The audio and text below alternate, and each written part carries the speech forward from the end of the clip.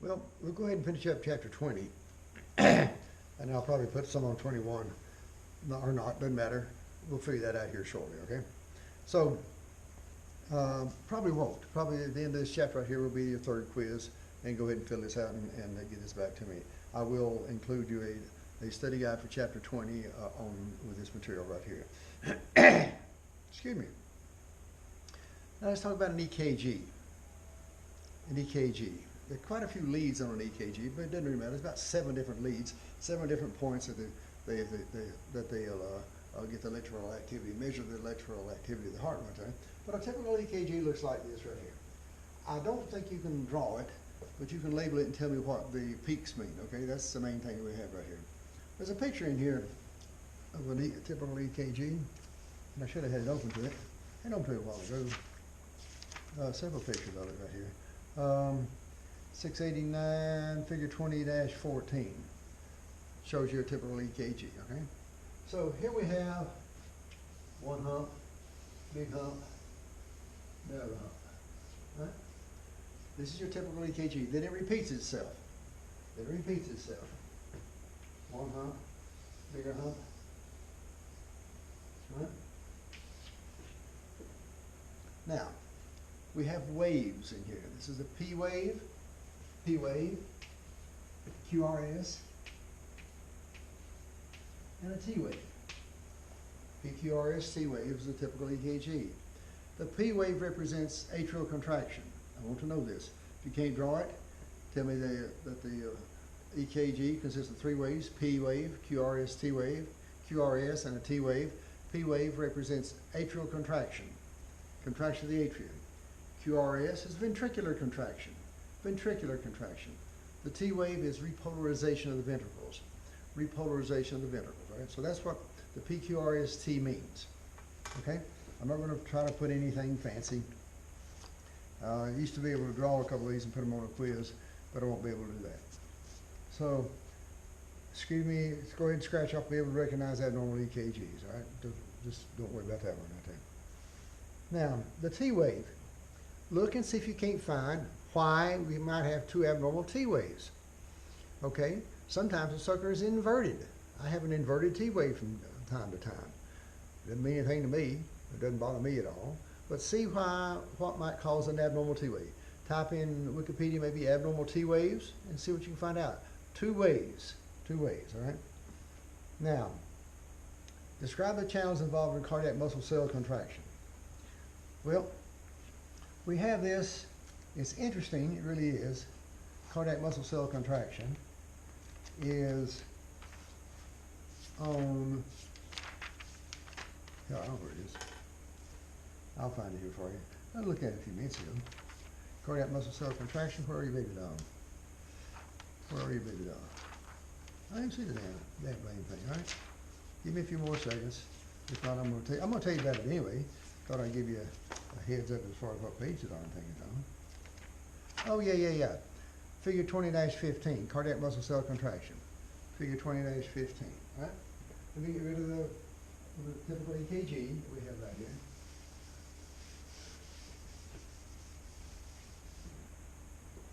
Now, over a period of time right here, potential difference that we have right here. We're going to start off with, this is millivolts, potential difference in millivolts, the left-hand part of the channel right here. So this is a typical cardiac muscle cell contraction, okay?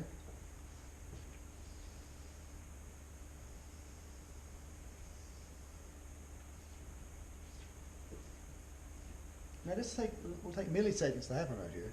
So there are 3 ions associated with this right here. Rapid sodium input, this is sodium in, rapid sodium. Rapid, R-A-P-I-D, rapid sodium in right here.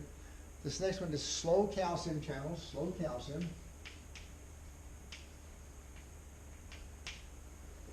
calcium out to get down to depolarization right here. And then we have fast or rapid potassium. So we got 3 ions, 3 channels right here. Sodium channels, calcium channels, potassium channels. The sodium ions come in and give us a rapid depolarization to get a contraction going. The slow calcium sustains the contraction, makes it last longer, all righty?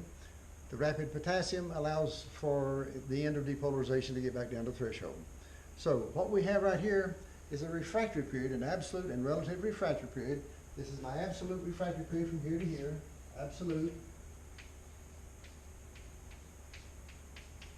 And this is relative. Relative. Review for me the definitions of absolute and relative refractory periods, okay? You've seen them before.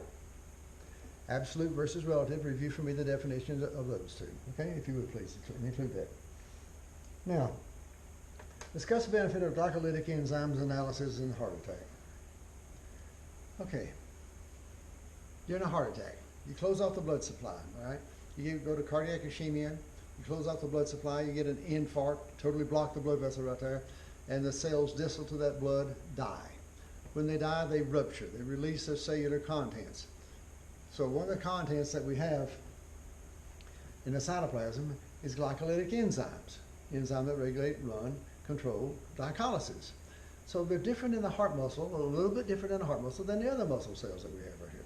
So when we have cardiac glycolytic enzymes in the blood, then we have an elevation of cardiac cell death, which indicates a heart attack. So heart attack can be diagnosed with a blood supply, analyzing for cardiac glycolytic enzymes. That's what I want you to know. Oh, you can do the same thing with muscle cell enzymes also, okay? Their glycolytic enzymes are different than cardiac muscle cells. So you can analyze for muscle cell damage, skeletal muscle cell damage also, no big deal. Okay. The heart empties about 50% of its blood. Well, it's a little bit more than 50%. On page figure 20-17. Take a look at 2017 and at the bottom of the page right there, 20-17 right there, at the bottom of the page right here, you're going to see a chart that has end diastolic volume and end systolic volume. Let's take a look at that just for a few seconds, okay? Hang in there with me. I'll talk about systole and diastole just for a few seconds right there. All right? Now this is not an objective, but the normal blood pressure is about 120/70. Is it systole? Is it diastole? Systole represents the amount of pressure the heart has to exert, has to put out to empty itself. The diastole represents how much it gets to rest between beats. This is systole, this is diastole, okay? Now, diastole, the ventricles, the heart chambers are resting. So, at the end of diastole is the most volume that the heart will have, the end of diastole. And it also has right here that holds about 130 milliliters, the end of diastole, okay? At the end of systole, after the contraction right there, you would think that it would pump out maybe close to 130 milliliters, but it doesn't. It physically cannot contract that much because of the size of the muscle. So there's about 50 milliliters left at the end of systolic volume. The end systolic volume is about 50, end of systole is about 50. So 130 minus 50 divided by 130 will give you about the percent of the emptying capacity of the heart itself. I put down 50% because that's 65 and 130 and whatnot, okay? So it's going to be a little bit more than that as far as it's going to empty a little bit more than that. So it's represented by the end diastolic volume minus the end of systolic volume. That's the way you get the percent of the heart, or the amount of blood that the heart empties per beat. And that's what I want you to know. Okay? The diacritic notch, you'll find that in here. Go ahead and, let's see, is it chart in here, diacritic notch? Should be able to find it in here. I'd like for you to look that one up on your own. All right? The diacritic notch. I don't see the damn thing right. Oh, yeah. Yeah, right here. Diacritic notch is on that same page. Figure 20-17, you're going to see the diacritic notch. It's just a little something extra I wanted to treat you with. Anyway, it's kind of silly. The heart sounds themselves. These are the valves that close. We have a lub, we have a dub. Lub, L-U-B, dub, D-U-B. Lub is the AV valve closure. The closure of the AV valves. Dub is the other two valves, the pulmonic and the aortic valve. So when these valves close, there should be Lub dub, lub dub, lub dub, okay? Beautiful sounds, beautiful sounds. I wish I could share that with you. I probably ought to go on YouTube. And you can do that. Go on YouTube, look up heart sounds, look up lub sounds, dub sounds. It's a thump, thump, thump, thump, thump, thump. Now, heart murmur, again, is incomplete closure, opening of a valve right there, defective heart valve. Shoo, shoo, shoo. You don't have the complete closure because they don't, right? Now, cardiac output, CO. Cardiac output is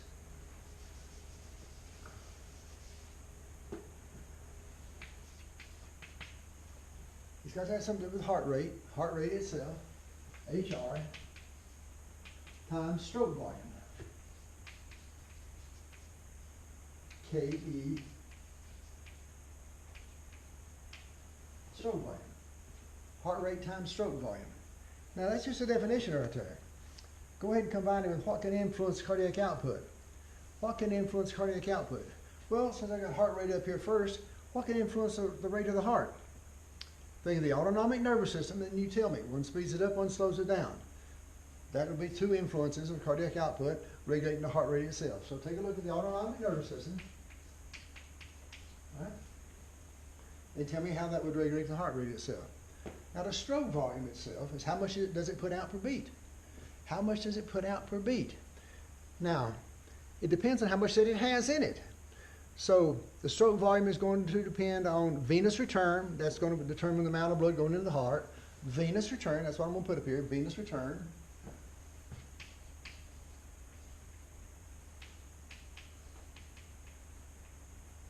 Venous return, okay? Now, and the filling time. How long is this sucker going to have to fill up? The filling time itself. So these are two influences